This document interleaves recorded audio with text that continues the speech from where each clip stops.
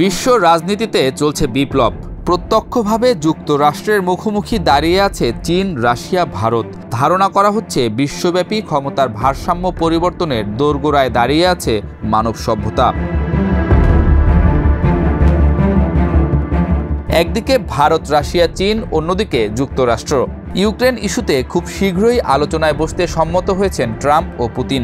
আলোচনায় Russia Ukraine যুদ্ধবিরতি ছাড়াও স্থান করে নিতে পারে আমেরিকার নিষেধাজ্ঞা নীতি। রাশিয়ার উপপররাষ্ট্রমন্ত্রী ঘোষণা দিয়েছেন যে মস্কো, চীন এবং ভারতের সাথে IRIC কাঠামো পুনরুজ্জীবিত করতে আলোচনা চলছে। চীনের পররাষ্ট্র মন্ত্রণালয়ের মুখপাত্র লিন জিয়ান এই উদ্যোগকে স্বাগত জানিয়েছেন। ট্রাম্প প্রশাসন রাশিয়ান তেল কেনার জন্য ভারতের উপর 25% অতিরিক্ত শুল্ক আরোপ করেছে, যা মোট 50%। একইভাবে চীনের উপরও 100% শুল্কের হুমকি দিয়েছেন। এই চাপ তিন দেশকে আরও কাছে এনেছে। বিশেষজ্ঞরা মনে করেন ট্রাম্পের আক্রমণাত্মক নীতি অনিচ্ছায় ঐতিহাসিক প্রতিদ্বন্দ্বীদের একত্রিত করেছে। ব্রিক্স জোট এখন বিশ্বের 44% জিডিপি এবং 56% জনসংখ্যার প্রতিনিধিত্ব করে। সংগঠনটি আন্তর্জাতিক বাণিজ্যে ডলারের একচেটিয়াত্ব ভাঙতে স্থানীয় মুদ্রায় লেনদেনের দিকে এগিয়ে চলেছে। রাশিয়া চীন দ্বিপক্ষীয় বাণিজ্যের 1/3 এখন ইউয়ানে হচ্ছে। ভারত রাশিয়া তেল বাণিজ্য রুপি ও রুবেলে। ব্রিক্স পে নামের একটি ব্লকচেইন ভিত্তিক পেমেন্ট সিস্টেম তৈরির কাজ চলছে। ব্রাজিলের প্রেসিডেন্ট লুলা দা সিলভা বলেছেন, বিশ্বকে এমন একটি উপায় খুঁজে বের করতে হবে যাতে আমাদের বাণিজ্যিক সম্পর্ক ডলারের মাধ্যমে না যায়। বিশেষজ্ঞরা মনে করেন আমেরিকার বৈশ্বিক আধিপত্যের ভিত্তি দুর্বল হচ্ছে। বৈশ্বিক জিডিপিতে যুক্তরাষ্ট্রের অংশ 50% থেকে কমে মাত্র 15% হয়েছে।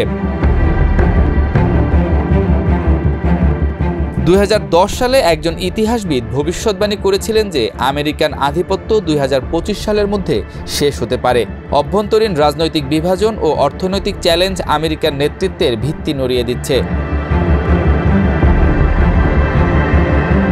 আফ্রিকা, এশিয়া ও লাতিন আমেরিকার দেশগুলো আর নীরব দর্শক নেই।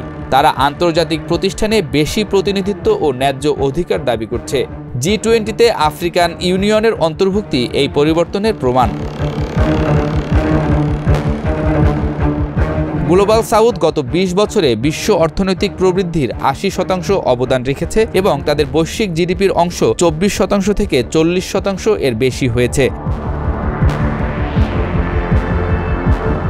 বিশ্ব এখন আর একক পরাশক্তির নিয়ন্ত্রণাধীন নেই। চীন, রাশিয়ার সীমাহীন অংশীদারিত্ব, ভারতের কৌশলগত স্বায়ত্তশাসন এবং মধ্যম শক্তিগুলোর উত্থান নতুন বিশ্ব ব্যবস্থার ইঙ্গিত। আন্তর্জাতিক বিষয়াবলী এক মেরুকেন্দ্রিক থেকে বহু মেরুকেন্দ্রিক সিস্টেমে স্থানান্তরিত হচ্ছে, যেখানে ক্ষমতা আরও বিতরণ করা। তবে এই জোটের নিজস্ব সমস্যাও রয়েছে। চীন ভারত সীমান্ত বিরোধ, রাশিয়া ইউক্রেন যুদ্ধ এবং অভ্যন্তরীণ রাজনৈতিক চ্যালেঞ্জ।